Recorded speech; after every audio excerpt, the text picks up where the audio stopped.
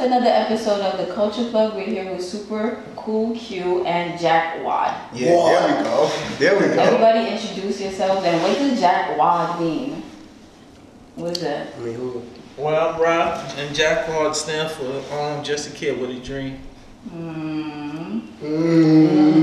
Jake Metz. Mayor. Okay. Before we begin, what was your opinions on Monique and the Netflix situation? She probably went so hard because she was embarrassed. Because you don't know, like, oh, the donkey of the day. That's like one of the big, people know that shit worldwide. You know what you get the donkey of the day for. And my whole thing is, with this business, everybody knows that if you're not relevant at the time, you're not gonna get what everybody else is getting. Like, where's Monique been in the past 5 years? I agree with you, but I feel like he could have told her that on the side. You get what I'm coming from? No, I'm not gonna hold you. That was my beef about it. She should have told her on the side, because now he's trying to play a black woman. No, call her donkey of the day. No, telling her she don't deserve it. He could have kept it on the low. I didn't know. I mean, okay, so there's plenty of people who's going through the same thing. So what makes her different? I don't know. I just feel like he should have kept it on the low. Kept what on the low? That's his job. No, but I'm saying more so like she's a woman, right? She's a black woman at that. Everybody's trying to succeed, XYZ, XYZ. Charlamagne should understand that instead of like giving her donkey of the day. I felt like if he said everybody's let's stand next to Monique, I agree she deserved more money. Even if she didn't, people wouldn't have been jacking it. I got two questions for you. Who Monique stood next to when other people needed help?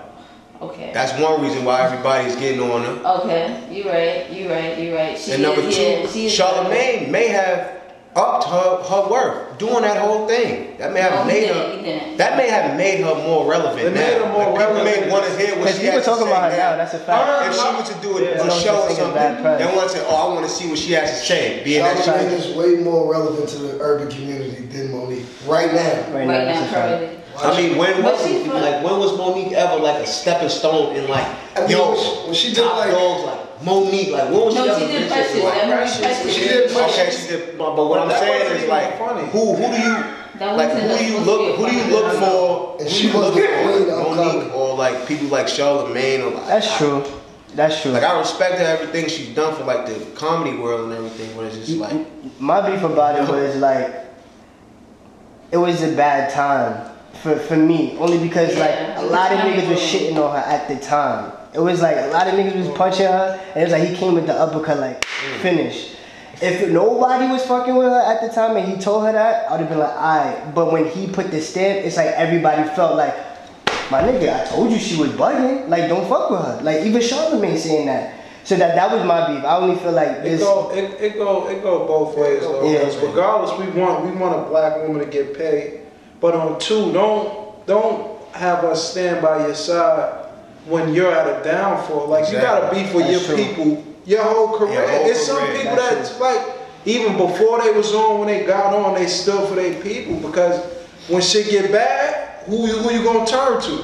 your people. Your people. Earlier. But now shit bad. Now you got your people. Oh fuck Monique. What she ever said? But that's how people gonna look at it. And then we in a social media world where if your grandmother died, you go online for sympathy. It ain't gonna happen. And she's a comedian. That stuff is donkey of the day. Is like comedy. Like that's funny. People laugh about that. That's super serious. I didn't even think it was that big of a deal. To have a husband on the phone. Exactly. Yeah. That was so corny. Like you a comedian. She shouldn't have took it as a joke. She should have went on there and joked on him. But she's gonna do a show on him. She's gonna drag him. She's gonna do a show on him, and people she's gonna have her worth is gonna be increased because of him, and people's gonna want to know what she has to say. I understand. Okay, so I'm understanding that you guys are from Queens, New York, Baisley in specific. Yeah. Please like paint a picture for everyone, like what it's like growing up in Baisley. You ever seen that movie like Paid in Full, stuff like that? Yeah. Alright, well, movies like that is like based on how our neighborhood is, New Jack City. Okay. Paid in Full. I guess you can mix it. You can mix it with Paid in Full, Boys in the Hood, Crooklyn, Friday. It's just like all mixed in one. It's like the good, the bad. It's the good, the bad, the ugly. Okay, so do you guys did you grow up with both parents? Anybody like in the household, or is it like mostly like? Well, I grew up with my mom's and my stepdad, but my biological father is still alive. But you know, he wasn't around, but I still respect him now. Okay. My stepfather passed away. Okay. I'm sorry to hear that. I mean, I grew up with my dad passed away when I was 6, but I had my mom. So You had your mom still at the procedure. My dad was incarcerated Okay. before I was born. Alright. I'm like a jail baby. But I had my mom's. But I really had like the neighborhood raised me. yeah. Every neighborhood collectively just raised me. Like when you say like it take a village to raise a child, like the neighborhood raised me. I think that's the best part like of being from a projects, because even if you lack certain things in a household, you can find that elsewhere. Like you'll find father figures, you'll find big brothers, you'll find sisters. Mentors. Like, yeah, that's the best part. Okay, so what? I'm not, no offense or anything. You guys don't give me like the average like people from the projects. Like what happened to make y'all change that or not like perceive yourself more so? I would say basically we just raised different. Our parents, like what they say, we cut from a different cloth. Like we just always been different. We never followed. We always just set the lead. Like I was telling Super Q yesterday, like we gave like the blueprint to some of the kids in our neighborhood. Like so for the past couple of weeks we just been arguing about some nonsense, but I was just telling like we gave them the blueprint, so if they follow it, we shouldn't get upset. Just let them follow it, just let them do what they So what's the blueprint? What is like the blueprint that y'all gave them? Put me on. Just swag, music, brotherhood, loyalty. Stay in school. I mean, nah, school is not even like. I mean, you do want stay in school, but You don't It think depends, it's though. important? it's more. School's important to a certain extent. I believe like social skills and knowing how to communicate and. I think school is a form of network. School's important. It's of course it's a form of network. But You it's not meet for everybody. like no, school isn't for everybody. I understand that, but I feel like it's a form of network. Like, for example, It's a huge form of network. huh? I said it's a huge form. Yeah, That's for if you- example, that's if you or have- even I don't too, think like school's my roommate, right? When I went to school, one of my roommates, her mother and her father was both doctors. Like I grew up in Rosedale. Like yeah, Rosedale is okay, but you're not seeing both parents as a doctor, a hand-me-down as a BMW. You go to the house, it's That's like a blessing. Man. yeah, it's like a mini mansion. You get where I'm coming from? So you see that as like, oh, okay. Like I understand like there's people that come from different walks of life or whatever the case may be. What about when your mother and your father are both drug dealers and your hand-me-down is a Bentley?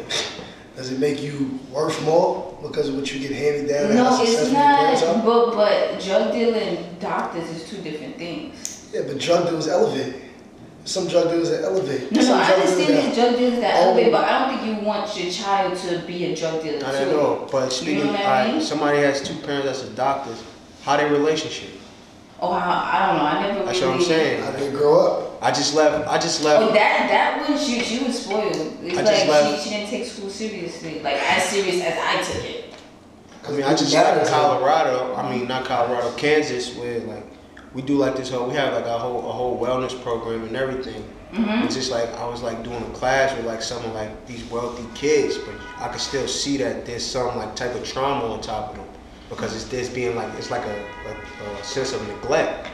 Because yeah, their parents they have all this money and stuff, but they don't even show like the kid they don't even show them no love or anything like that. So it's like, all right, cool, you can work and go to school all this time and you get a job that's paying you $150,000 to $1 million a year, but are you really like showing your kid like love and teaching them principles and stuff like that? Because it's like the money isn't everything, and that shit cause them to kill themselves. I agree. I think like when it comes down to that, one parent gotta be there a little bit more than the other. Like, you know what I mean? Yeah. Like when 2 people working OD and nobody's focusing on the kid, it comes down to that. Okay, but going forward, how did you start doing music? Like what did you grow up listening to? A little bit of everything. Growing up, we had like JakWad, 50 Cent, all those type of artists. But nowadays, that's when I was a kid. Like nowadays, it's like more like Thug, Kendrick, Future, Jay-Z. So when did you start saying like, all right guys, we're gonna do this, we're gonna start making music and we're gonna push this? I did a record like a while back. What was it called? Crazy. I think I seen it. That's why your name was GQ at the time? Yeah. Why did you change it? Because if you put GQ on like YouTube, it's like 1,000 GQs that's gonna come up. So I just felt like I needed more of a unique identity. And it's cool. It's like it's also like okay. It fit more. Alright, so what happened? So a few years ago. Yeah, I did this record called Crazy, and just like the response from it. It was just like, oh man, I could do this shit. Because it was just like, I have fun when I'm doing music anyway.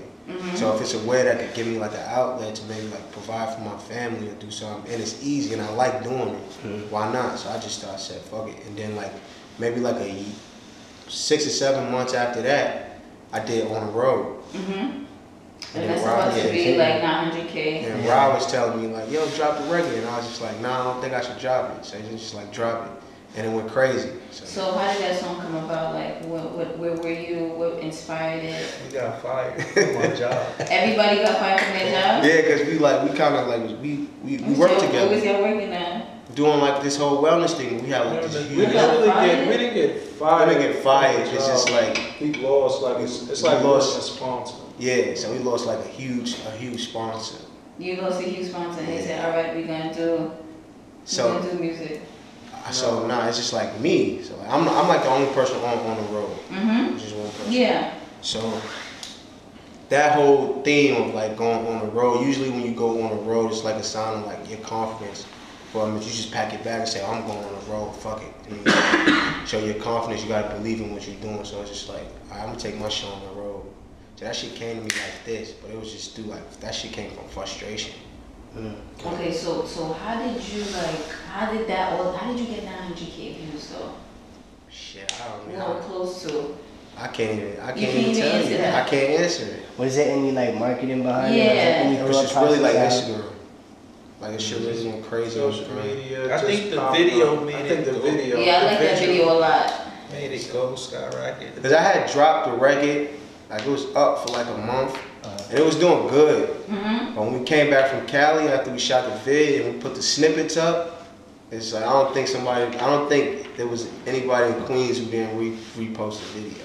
So why Cali though? Because I know like nowadays you see niggas doing music up and coming, everybody want to do videos in their hood, videos from, you know, around the way. What made y'all go out to another place for that video? It's gotta be different.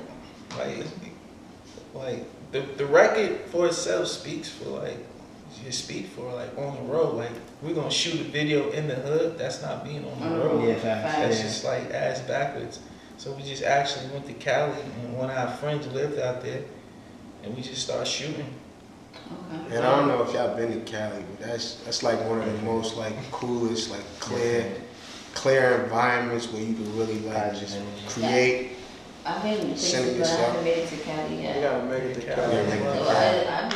Ryan told me that you guys have a distribution deal with Empire. For those who don't know, explain to them what's the difference between a distribution deal and like a regular deal, and why did you choose that route? Well, a regular deal is being like, you sort of like hand over like your rights and everything to a label or something, and then they do what they want as far as like what the choices with your record. A distribution deal is more like they just distribute it, like they put it up on all these platforms where everybody can find your music, but you still have to put the work in for people to gravitate to it. Okay. So it's like you still own everything with your music. How did you get in contact with the people at Empire? I had a show at Angels. Okay. And my guy Bobby Fish was in there. So he's like an A&R for Empire. And it wasn't planned. Like we just went in on a regular night just thinking we just gonna go in there, those singles, and just have fun.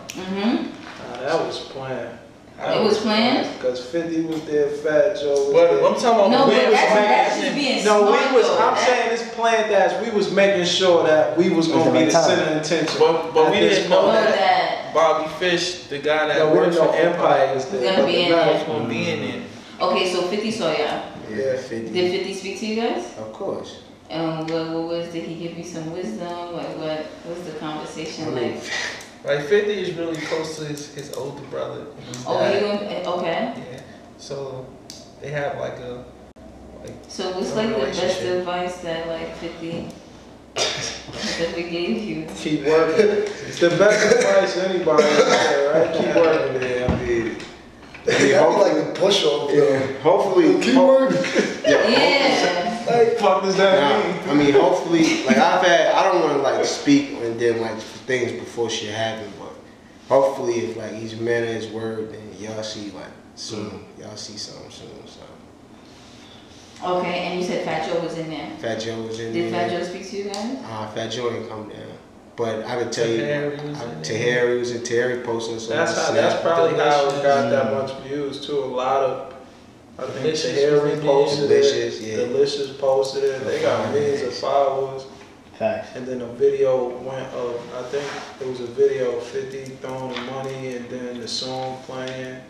So it's also like promotion on Instagram. It helped too. Okay. No, definitely. So was like a distribution deal like a goal at all, or was it just something that fell on your lap? It just fell on my lap. Okay, what did distribution deal do? Like, would they ever help you? Because I know like on Empire, Kendrick is on there.